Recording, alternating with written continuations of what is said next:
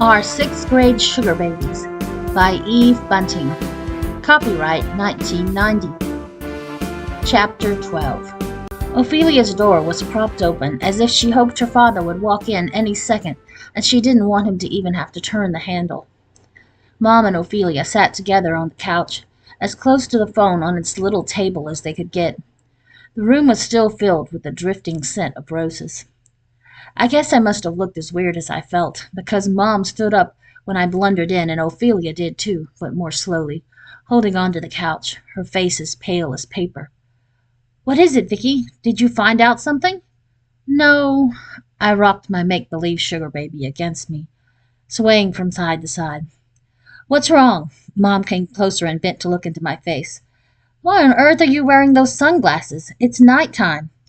I pulled the glasses off and stuffed them back into my pocket. "Vicki, sweetheart, have you been crying again?" Her voice had that soft, caring feeling to it, and I couldn't stand it. "Don't be nice to me," I whispered. "It's all my fault." "Oh, Ophelia, I'm so sorry. I did it. I made Mr. Ambrose go away." Ophelia didn't seem to even hear me, but Mom did, and she said a little impatiently, "Oh, stop it, Vicki. Ophelia doesn't need this kind of nonsense right now." Every bit of me was shaking. I felt for my ears with my free hand, stuffing them under my hat. "I asked Mr. Ambrose to look after my baby, and maybe he lost her, or I think someone took her. I told him it was his fault." "Your baby?" Ophelia was looking at me now as if I'd gone crazy. "My sugar baby." I jiggled babe too. "Not this one, the real one." "Vicki," Mom said, "calm down. You're not making sense. Start from the beginning and tell us what you think happened." So I did, and I made myself not leave anything out just so I'd look better. "Then I went up to Mr. Gertminian's market and bought another bag of sugar," I finished, staring down past Babe 2 at my dirty white tinnies, their laces untied as usual, the daisy sticker that had looked so cool last week peeling off the side. Mom felt behind her chair as if she'd gone suddenly blind or was so sick she couldn't see anymore. "Oh, Vicki," she said. "Vicki!" I'd never heard her say my name like that in my whole life. "And I don't know what happened to my sugar baby either," I whispered. "Maybe someone's turned her into sugar cookies by now. Maybe they've eaten her. Maybe she's fudge." I turned up the fringe on Ophelia's rug with my toe, then turned it down again. There was such a terrible silence in the room and outside too. Even the dogs had gone quiet, listening. And then Ophelia spoke, her voice so loud and excited that it almost bumped me out of my skin. "What did you say to him about the baby, Vicki? Tell me exactly." I said," I swallowed, hating to have to go over again how rotten I'd been. "I told him it was his fault, that I left him in charge of my baby," and Ophelia held her arms wide and gave a little stork-like jump.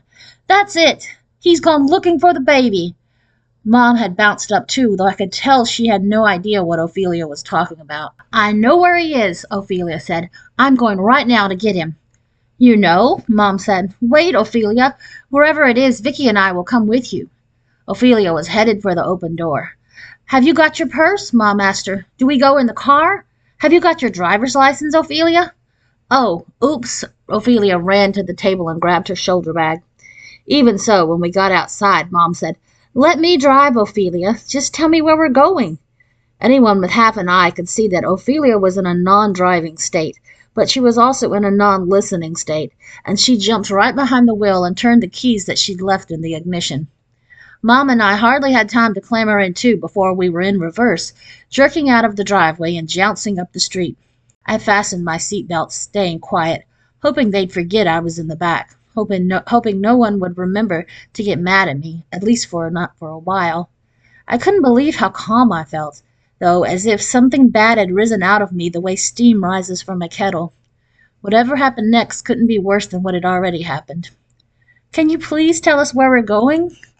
Mom asked in a totally reasonable voice she uses when there's nothing reasonable going on. "To Blushnell's," Ophelia said. "Blushnell's is one of our biggest and oldest department stores. We were going shopping?" We made such a tight turn at the corner that I felt the car wheels squeak against the curb. Both Mom's hands were gripped the dashboard. "Why to Blushnell's?" she asked. I leaned forward to hear. "Because once, when I was a baby, a toddler, my dad lost me in Blushnell's. I can't remember, of course, but I heard about it plenty, about how Dad was buying a lawnmower, and how the salesman was showing him the way to hook up the grass catcher, and when Dad looked up, I was gone. We were stopped at a left turn on Green Arrow only, and I sensed the car aching to leap forward under Ophelia's hands. Across the street, in the open mall, against the big dark of the mountains, was the lighted bulk of Bleschnell's. Come on, Arrow, Ophelia urged. You think your father remembers back that far? Mom asked. He doesn't remember what happened yesterday, or last week, Ophelia said, but his memories of a lifetime ago are absolutely clear. I'm betting your words brought it all back to him, Vicki. I hugged the sugar baby tight. How far had he had to walk to get there? Did he have to ask the way, or did he remember since it was a lifetime ago? How awful he must have felt. I'm so sorry, Ophelia, I whispered. I know you wouldn't hurt him on purpose, Vicki. But even so, Mom said, half turning, and I knew there'd be no escape from her later. But neither of us had worry left for anything but Mr. Ambrose now. What time is it? Ophelia asked and answered herself, squinting down at the clock on the dash. 10 minutes till 9. 10 minutes till closing. Come on, Green Arrow, where are you? She glanced briefly through the rearview mirror at me. Thank goodness you told us tonight, Vicki. And before I had a chance to say that I should have told before, the arrow came on and we turned in front of the stopped traffic into the mall. Bleschnell's parking lot was still half filled with cars, but Ophelia found a place close to the doors, and the three of us rushed inside, bumping against people on their way out, most of them carrying the bright yellow Bleschnell bag. Golden treasure bags, the ad called them. Over the loudspeaker, a woman's voice caroled, Ladies and gentlemen, 5 minutes till closing time. Thank you for shopping at Bleschnell's. We'll split up, Ophelia said breathlessly. Vicki, you take the escalator to the second floor. I'll go this way, you go that, she told Mom. The lawnmowers used to be over there here, to the left. I'm betting that's where Dad headed. I could see across the whole floor as I rode up on the escalator. I could see Mom dashing through menswear and Ophelia in linens. I didn't see Mr. Ambrose. What if she was wrong? What if Mr. Ambrose hadn't remembered, hadn't come here at all? Babe, too, was suddenly so heavy that I let her rest on the moving handrail beside me, trying to smile back at the nice people coming down who admired her. How darling, a woman said, pointing Babe, too, out to her little girl. Why had I brought Babe anyway? Why hadn't I left her in the car? Because I was on my honor to take her with me everywhere, except that it was too late for my word of honor, and this was the wrong Babe. Please be here, Mr. Ambrose, please. The upstairs was almost empty. A sales clerk was folding a tumble of sweaters on a counter. Behind another counter, a lady tidied purses on a shelf. Can I help you? She asked, glancing at her watch. No, it's okay, except, have you seen an old gentleman around here anywhere? I don't think so. Did you lose one? Not exactly. He was probably waving, like this, I demonstrated, and then said, Never mind, and ran down the next aisle. 2 men, one of them carrying a golden Bleschnell's gift box, stepped out of my way. Sorry, I gasped. A sales clerk rang up change with a click and a clatter. A young guy rearranged dolls and stuffed toy animals in a big open cupboard. And there was Mr. Ambrose, standing and watching, just the way he stands on our sidewalk. But he wasn't waving now. He wasn't smiling. In the instant before I ran up to him, I thought, he lost Ophelia in the lawnmower department, but this is probably where he found her. Oh, Mr. Ambrose, I whispered. Looks like the sun's gone for the day, he said uncertainly, fumbling with the zipper on his blue windbreaker. And then he saw Babe, too, and smiled his sweet gap-toothed smile. He thought I'd found my baby. Ophelia's here, Mr. Ambrose, I told him. We can go home now. And I reached for his hand and held it against my cheek. This time Ophelia let Mom drive while she sat in the back with her dad, so the ride wasn't as hairy. But now that the big awful worry of losing Mr. Ambrose was over, I had time again to worry about Babe and about myself. Thank you so much, Vicki, Ophelia said as we got out of her car, and she smiled happily as if I'd done nothing but wonderful things and was some sort of heroine. Ophelia really is nice.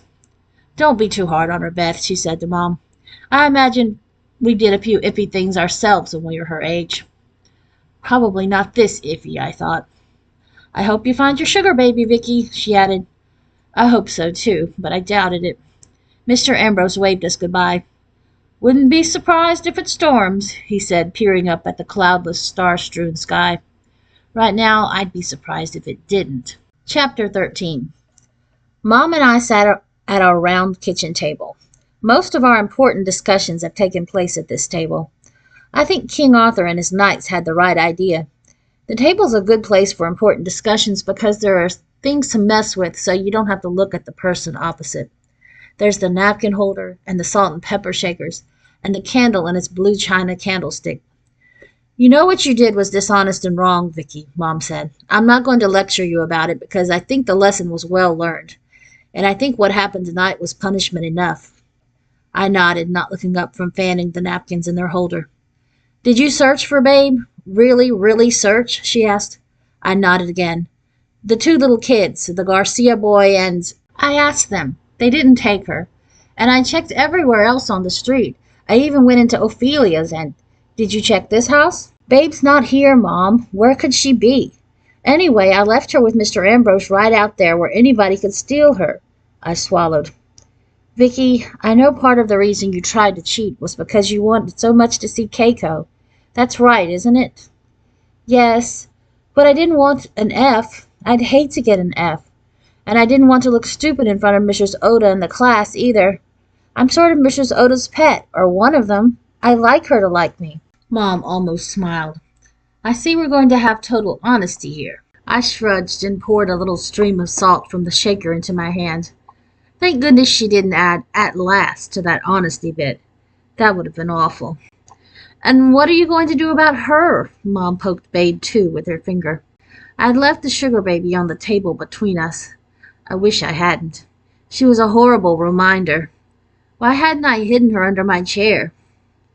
I'm not going to turn her into cookies or fudge, I said. She's not to blame for any of this. I'm going to keep her as a real sugar baby forever and ever, unless she turns moldy. But I'm not going to pretend she's the real Babe. I'll just tell everyone at school what I did. Carefully, I divided the salt into two smaller piles. How I lost her. It's going to be hard, isn't it? Mom said gently. I bit my lip. You don't think I have to tell how I made Mr. Ambrose get lost too, and about how I planned to cheat? I pulled the candle toward me and carefully picked off a wax drip. Oh, honey, Mom leaned forward and took my hand in hers. I don't believe you have to go that far. You told Ophelia and me. That was difficult enough, I know. She paused.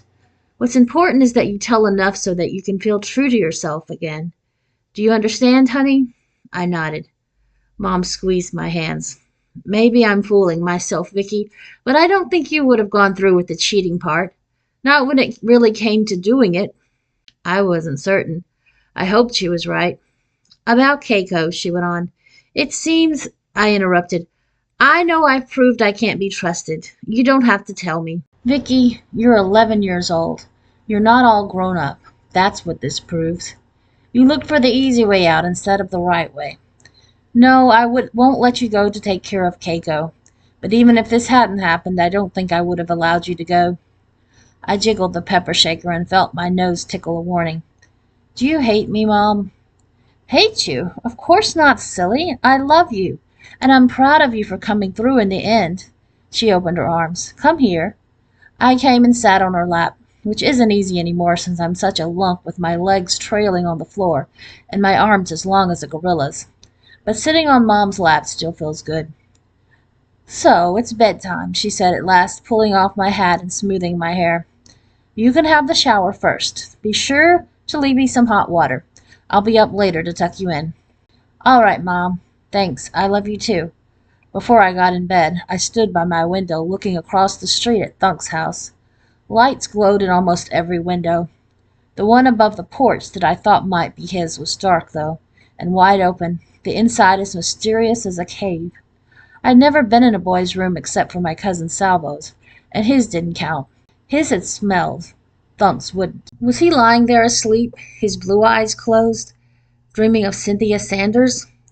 He wasn't dreaming of me, that was for sure. I felt sad, in a numb sort of way. When I stood high on my tiptoes, I could see the roof of the Ambrose house. Inside, Mr. Ambrose was safe with Ophelia. But I still felt sad, and I began thinking more of those gruesome thoughts of Babe. The sprinklers in Thunk's yard suddenly came on, raining silver in the street lights. Oh, wherever Babe was, I hoped she wasn't lying abandoned on someone's grass, getting wet and turning into slurp. For a minute more I stood, counting stars, picking out the face of the man in the moon the way I did for Keiko. See, Keiko, those are his eyes and there is his mouth. Thinking about Keiko made me sadder than ever, and I definitely could not think about tomorrow. I was still standing there when Mom came upstairs. I haven't locked up yet, she said, standing close beside me. I wanted to tell you something, Vicki. Tomorrow I'm going to call your father and suggest they send Keiko here for those 2 weeks. They could put her on a plane and we could meet her. Mom, oh Mom, that would be so great. Keiko here? That would be even better. I doubt if you'll still get the $100 from your father, Mom said, her voice teasing. I might, I said quickly. I'd still be babysitting days. You'd let me, wouldn't you, if you were here? Mom smiled. Happy to.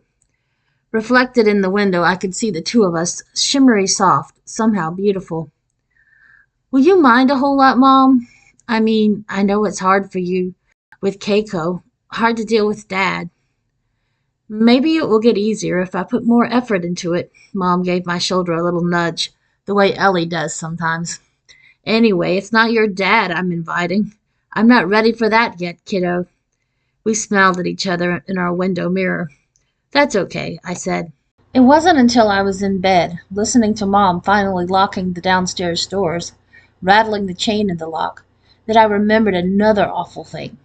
Tonight, horrible Harry Hogan had called me for some weird reason, and I'd cried on the phone.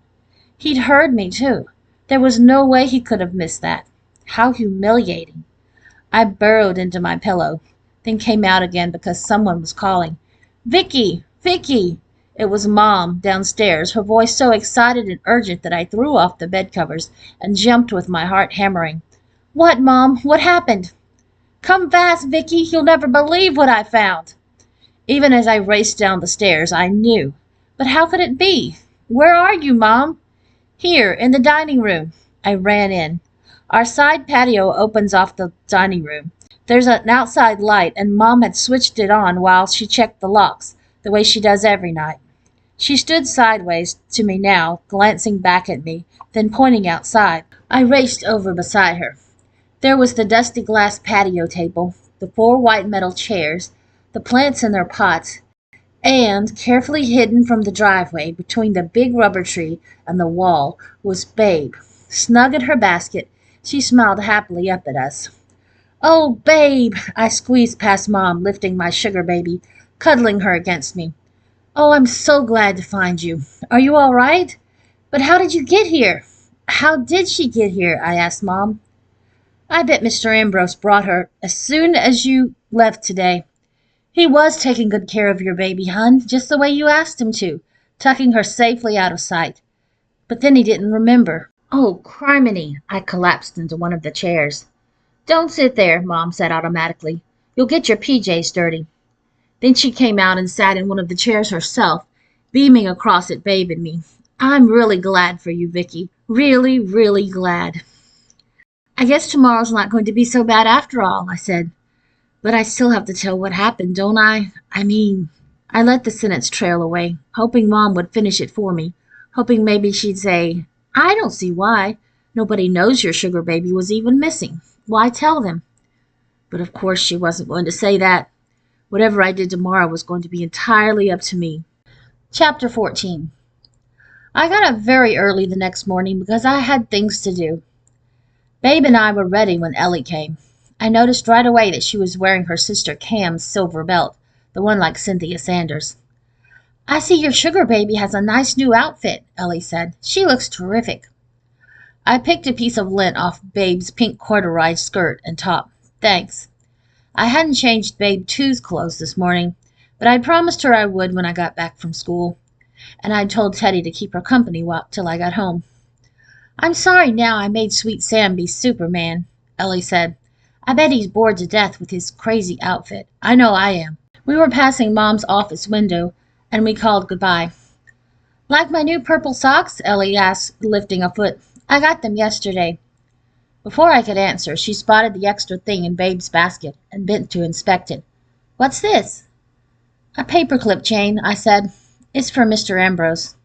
How come? Because. I took out the chain and let it hang from my fingers. Mr. Ambrose was at his post, waving to Stumpy the cat, who was setting off on the day's prowl. As soon as he saw us, Mr. A changed his waving direction. Lovely morning, he called. Yes, I said, and it was, with the sun wavering through a golden haze and a million birds flickering in the magnolia trees. Now he had noticed the chain, and his smile got wider. This is for you, I told him, and he bent toward me while I slipped it over his head and fixed it to hang straight. He nodded and smiled even more. See you after school, I told him. I have lots of important stuff to tell you. Bye. Ellie and I walked backwards so we could keep waving all the way to the corner. What's the important stuff? Ellie asked. And where were you last night? I called your house 4 times. First the line was busy and then there was no answer. I got in a lot of trouble for hogging the phone, and Carol and I had a big fight. Carol is Ellie's sister, who is 15 and who makes a career out of talking on the phone to her boyfriend, Chase. Chasing Chase, Ellie and I call it. Did you and your mom go someplace? Ellie asked. I glanced at her sideways, feeling the tightness come again in my stomach. Mom hadn't hated me when I told her what I'd done, but a mom can't very well give up on her daughter. A friend probably could. It's a long story, I said. It started when Thunk asked me to go to the library with him, and oh, wow! Ellie was totally boggled. You went, of course. Was he super adorable? What did you talk about? Wait, I told her about Cynthia being there with horrible Harry Hogan. She's not really as bad as we thought she was, I said. She probably can't help being a magnet. And I could tell she likes Harry Hogan. This part of the telling was easy, and I was in no hurry to rush through it. Ellie stared at me wide-eyed. You mean likes? As in S-E-R-I-O-U-S? Of course not. She's in 7th grade and he's only in 6th. She couldn't be S-E-R-I-O-U-S. Ellie took a deep breath. I don't see why not. If it's okay for girls in 6th grade to like a boy in 7th, I guess it would work the other way around too. I bet she thinks he's just a kid, I said. No 7th grader would ever seriously notice a 6th grader. We walked a few steps without speaking, and then I asked, Did you hear what I just said? I heard, Ellie said sadly, and it's probably true. I nodded. I think I figured that out at the library yesterday. You know what? Ellie asked after another long, meaningful silence. If Harry Hogan was a 7th grader, I bet Cynthia would really like him. Harry Hogan is terribly cute. I stopped to face her. Our Harry Hogan? Are you kidding? He has very nice arms, Ellie said. Didn't you ever notice? Definitely not. Did I tell you he called me last night? Again? No kidding, Vicki? Maybe he really likes you. I felt my ears getting hot. I think they do that because they get so little protection from my hair. He doesn't like me, I said. Just stop it, Ellie. Okay, she rolled her eyes. So after you, she stopped. Oh, criminy, he's coming. Thunk. Quickly she transferred Sweet Sam's basket from her left hand to her right so it would be less noticeable. There's no place to hide our babies. It doesn't matter. After all, we're only 6th graders. No use trying to impress him. Thunk stopped beside us. I see the old guy got back. Mom said you found him in a department store? Yes. He peered into Babe's basket. Is this one of those baby projects? We wouldn't do stupid stuff like this if we didn't have to, Ellie said, picking up the trailing end of her silver conch belt and swinging it nonchalantly. I gave her a look. Thunk didn't seem to notice either her belt or my look. We had to carry eggs, he said. I dropped mine the 2nd day, got an F. He grinned that adorable white grin. See you. We watched him ride off. Ellie sighed. And to think he was once a 6th grader. Anyway, we sure have good taste in older men. And next year we'll be older too, I said. Here comes Tina Fisher. Tina was groaning loudly as she caught up with us, pulling the red wagon that held her twins, C and H. These kids have me totally exhausted, she said. I was up half the night with them. As soon as C starts crying, H joins in. It drives me crazy. Usually I'm not that glad to see Tina Fisher, but I was now. With her here, Ellie wouldn't expect me to finish the story. I could put it off for a little longer. Mrs. Oda smiled down at me from behind her desk. Good morning, Vicki. Good morning, Mrs. Oda. I set Babe's basket carefully on the floor. Dracula is very hungry this morning, Harry Hogan whispered close against the back of my head. He's dreaming of that sweet babe blood, licking his lips, sharpening his teeth. Stop it, Harry Hogan, I whispered, but not as forcefully as usual. I had too much on my mind, and it was such a relief that at least he wasn't advertising the way I'd cried on the phone. Maybe he hadn't heard after all. Are you teasing Vicki again, Harry Hogan? Mrs. Oda asked. No, Mrs. Oda, Harry said. It's Dracula. He wants to take a bite out of Babe. Oh, really? Mrs. Oda perched herself on the edge of her desk. She was wearing a red blouse with a string of glass beads, and her red shoes had darling little bows at the toes. Ellie had already drawn my attention to them by coughing and pointing secretly under the desk. But today I wasn't even that interested in Mrs. Oda's shoe bows. I glanced around the room. Everyone had a sugar baby. I was going to be the only one with a confession. Did I have to confess everything? I was dreading it. You know, Vicki, Mrs. Oda was saying, I think Dracula must have a crush on Babe. Boys only tease girls they have crushes on. Didn't you know that? I shook my head, not caring. Harry Hogan teases Vicki Charlip all the time, Jimmy Silverado yelled. Shut up, Harry Hogan yelled back. But now everyone was pointing at him and laughing and saying, Harry likes Vicki, Harry likes Vicki. Harry Hogan's blushing, Harry Hogan's blushing. Mrs. Oda held two fingers high in the air, which is what she does when we're rowdy and she needs to get our attention. I'm going to take attendance for once, she said. We have to keep these records formal. When we all answered, she took sugar baby attendance. Then she asked, Does anyone have anything to report about sugar baby care? A bunch of hands went up, but not mine. My heart started to beat awfully fast. Tina Fisher jabbered some more about her twins and explained that they were the reason she hadn't been able to finish her homework. She'd die if she knew I had twins, too. Jeremiah Green said his new puppy had gotten a hold of his sugar baby, Miss Dolly, and then he showed the two Band-Aids on Miss Dolly's stomach. Emergency surgery, he said, but she's going to pull through. She's thinner, Mrs. Oda said. She's lost weight. She lost sugar, Jeremiah explained. I waited till everyone had said what they had to say before I put my hand up, and I didn't put it up very high. Yes, Vicki? Mrs. Oda asked. I stood the way the others had done. How could my stomach feel so empty? It wasn't that long since breakfast. I left Babe with someone who couldn't take care of her very well, and so she was missing for 7 hours. I thought I heard Harry Hogan whisper, Take it easy, behind me, but maybe I only imagined it. See, Barbara Sandberg said into the interested silence, you should never leave your baby with someone irresponsible. You should have asked me. I'm a licensed care person. Did I give you my card? She rustled around in her backpack. I'm sorry to hear about this, Vicki, Mrs. Oda said. Is there more? I nodded. The man, he's my friend, but he's sort of sick. And he was so upset at losing Babe that he went looking for her, and he got lost himself. Did you find him? Yes, and my sugar baby, too. Mrs. Oda held the end of her glass beads thoughtfully against her lips. I would have given you one of my twins, Tina Fisher said. 2 babies are too much work. Thank you for sharing this, Victoria, Mrs. Oda said. There's a valuable lesson here for all of us. Will she get an F? By the enthusiastic way Jeremiah Green asked, I could tell he hoped I would. Jeremiah Green gets lots of F's himself, and he'd be glad of some company. That's not your concern, Mr. Green, Mrs. Oda said. Our Sugar Baby project was to help us learn responsibility. There are all kinds of responsibility. Admitting your mistakes is one. She smiled at me. You may sit down, Victoria. It was so strange. My legs kept twitching, encouraging me to sit, but then they'd stiffen and keep me standing. Maybe they were getting different signals. Maybe they didn't know what to do because I didn't know myself. So far, nobody had been too disgusted with me.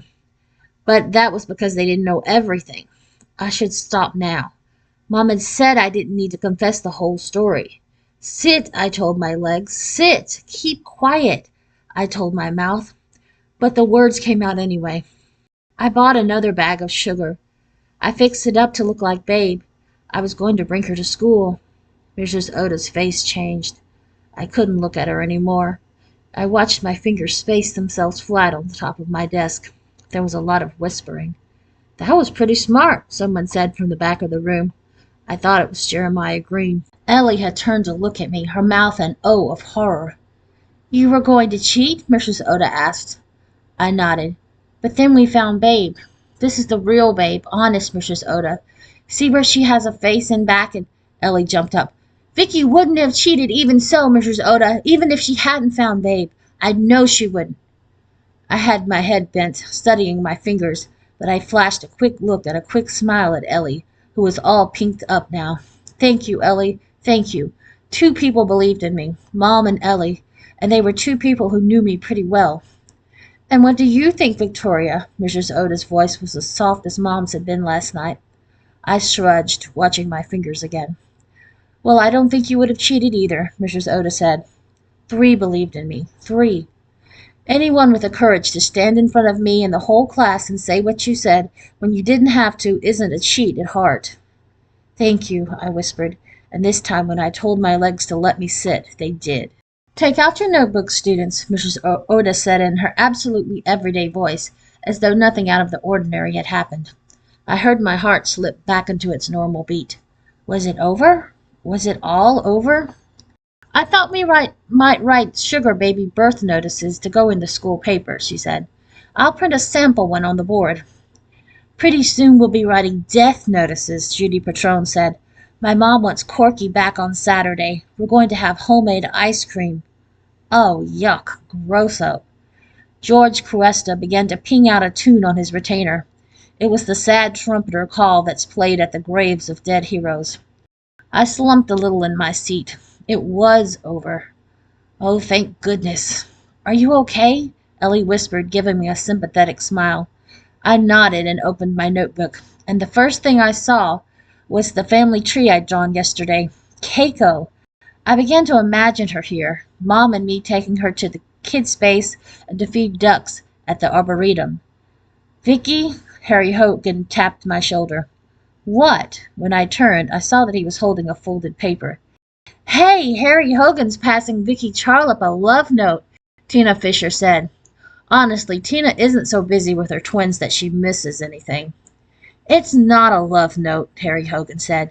It's last year's program of Beauty and the Beast. Cynthia Sanders asked me to give it to Vicki. I nodded forcefully, holding up the program with Cynthia's face smiling from the cover.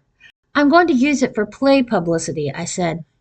Some fox, Jeremiah Green gave the kind of whistle that Ellie and I say we think is disgusting. We have, however, admitted to one another that we hope someone whistles at us like that at least once in our lifetimes. A smaller piece of paper fluttered down from the middle of the program. I snatched it up before anyone could see. Count Dracula would like to take Miss Babe to the movies Friday night. Not tomorrow night, but the next, I read. I guess Count or Harry Hogan had put in not tomorrow night, but the next, in case I didn't know when Friday was. Drac promises to keep his fangs out of Miss Babe's neck. P.S. The movie is Tex, and it's hot. I sat looking at the words, snorting softly.